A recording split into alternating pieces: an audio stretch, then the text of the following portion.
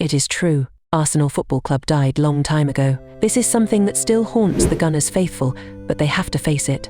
The truth, it's a tale of missteps, mismanagement, and missed opportunities. Since lifting the Premier League trophy in 2004 with that Invincibles season, Arsenal has never truly returned to the pinnacle. So what happened? Welcome to the death of the Arsenal. Welcome to Hot Ball.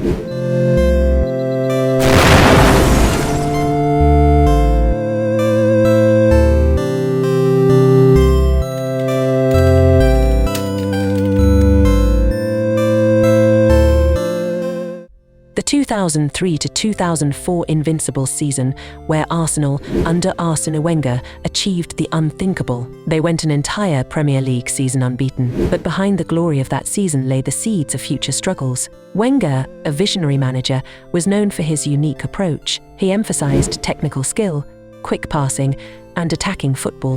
This approach was exhilarating, and it worked wonders for Arsenal. But while the Invincibles may have conquered England, they also symbolised the end of an era. Players like Patrick Vieira, Robert Pires, Thierry Henry, and Dennis Bergkamp were reaching their peaks, and Arsenal, rather than rebuilding while at the top, began to struggle to keep up.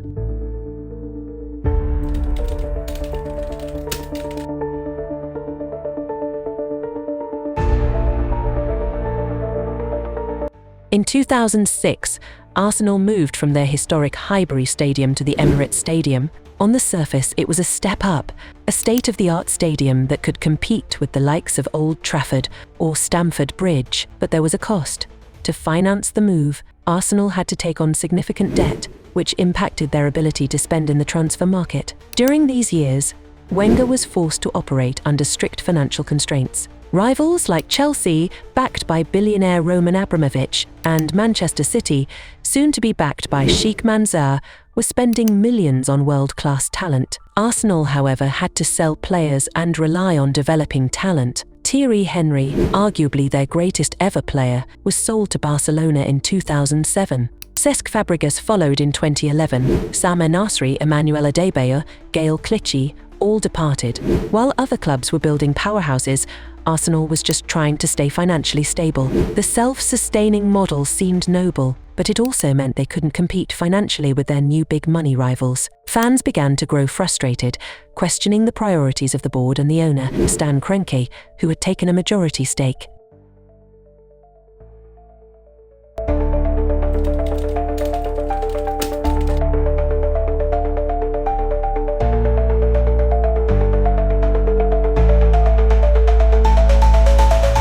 One of the most debated aspects of Arsenal's struggles is Wenger himself. Some see him as a hero who stood by the club through thick and thin.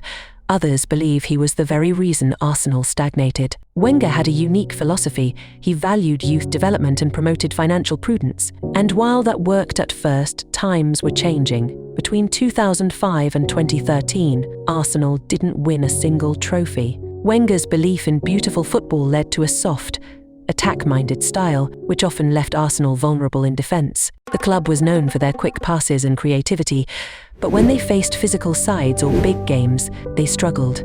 Another factor was Wenger's reluctance to spend big in the transfer market. While other clubs splashed cash on top players, Wenger often opted for budget-friendly signings or tried to mould young talents. Some of these signings worked, like Robin van Persie, but others, like Marouane Chamaka or Andre Santos, struggled to make an impact. Wenger's unwillingness to adapt tactically or to change his recruitment approach eventually made Arsenal predictable.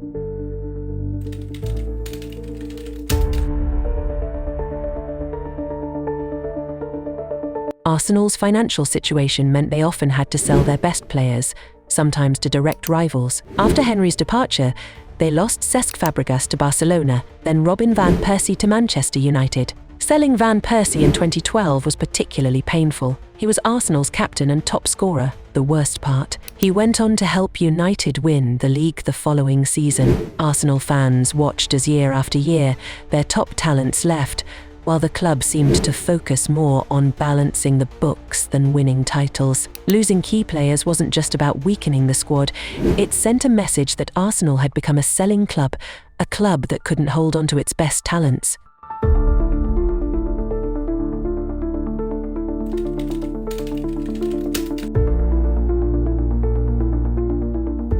Stan Kroenke's takeover of Arsenal in 2011 was supposed to bring stability, but it became a point of contention among fans. Kroenke was criticised for his absentee ownership, with fans accusing him of not being invested in Arsenal's success. Unlike owners who were deeply involved in their clubs, Kroenke rarely attended games, and many fans felt he viewed Arsenal more as a business investment than a football club. The frustration reached a boiling point in 2021 with the European Super League controversy. Arsenal was one of the 12 clubs that initially agreed to join the breakaway league, which would have guaranteed massive financial gains, but at the expense of competition and tradition. The backlash was severe, with fans protesting outside the Emirates, demanding Kroenke sell the club.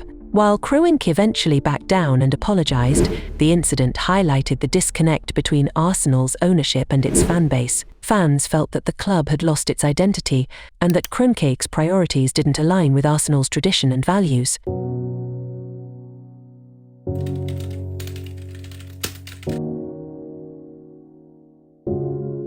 When Wenger stepped down in 2018, it was the end of an era, but Arsenal's problems didn't vanish with his departure. Unai Emery was appointed as his successor, and while he had initial success, his time at Arsenal was marked by inconsistent performances, language barriers, and tactical confusion. In 2019, Emery was replaced by MIKEL ARTETA, a former Arsenal player who had no managerial experience. Arteta faced an uphill battle.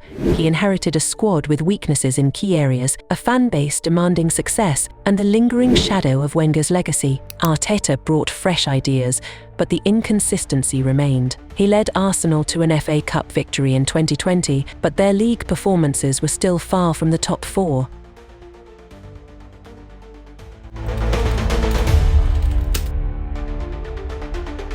As Arsenal struggled, their rivals were getting stronger. Chelsea, backed by Abramovich, consistently invested in top talent. Manchester City, under Pep Guardiola, built a powerhouse. Even Liverpool, who faced their own decline, had risen back to prominence under Jurgen Klopp. Arsenal was left behind, not just financially but also tactically. They became known as a club with potential but no punch, a team with flair but lacking in the physical and mental toughness needed to compete for titles. Another ongoing issue has been player contracts and injuries. MESUT OZIL, one of their star signings, was given a massive contract extension, making him one of the highest paid players in the league. But after that, his form declined and he fell out of favour, creating a financial burden for the club. Then came Pierre-Emerick Aubameyang's high wages and disciplinary issues, and Arsenal's problems began to look less like just bad luck and more like poor planning and management.